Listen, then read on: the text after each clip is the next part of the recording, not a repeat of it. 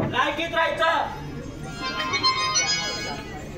तुझं पुराण शाळेत शिकायचं, नीट नोकरी करा, गावात राजकारण खेळू नका. सरपंच तुम्ही करताय चांगलं नाही. होगीच या गाव बाहेर मला गावात पिऊ लागेल.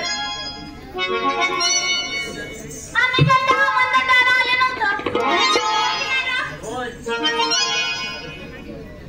साई खुर्चीद्वारे कोणाचं नावच करू नका. हे काय मध्ये बाबा इकडे. चार माणसं तुझ्या बाजूबाजू बोलली म्हणून शिखरावर चढू नकोस. तुझी पायरी हुकूम बोलायला शिक.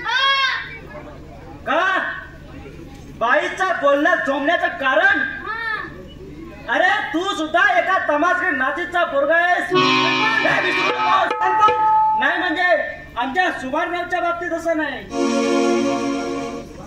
सुभान ऐकतोस ना, घराघरी सवारी करून कशी स्वतःची पोळी वाचता येते.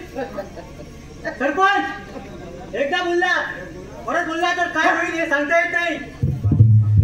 बाई हे सगळे तुमच्यामुळे घडतंय. या गावातून निघून जा नाही तर दोघांत मतभेद करून कसं होईल. एकदा या सगळं गाव हरपून गेला होता. तुम्हाला मी हात जोडून विनंती करतो, या गावातून निघून जा.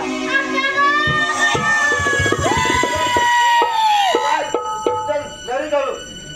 सगळं विचार करू नको. चल दादा घालून दे तू. मतभेद करू नका तुमच्या भावाभावात. चल. भाऊ भाऊ कोण भाऊ? मला भाऊ बिऊ कोण नाही. दादा तू जाऊ शकतोस. तू कोण बेशरम माणसा, माझं ऐकून नाहीस. तुला कसं होणार आहे ते मला कळतं.